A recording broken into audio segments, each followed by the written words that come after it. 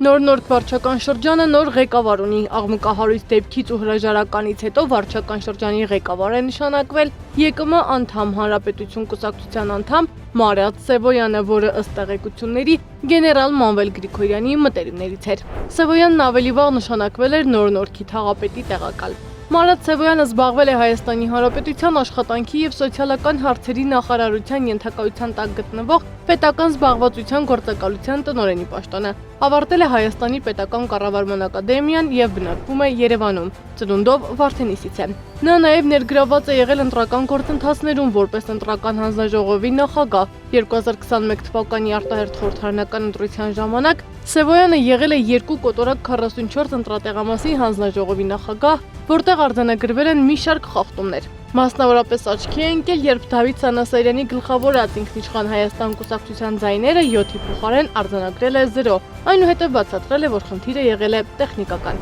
Սևոյանն ամուսնացած է, ունի 2 զավակ։ Սեդա Մակարյան, Նոնա Գևորգյան, ABC Media։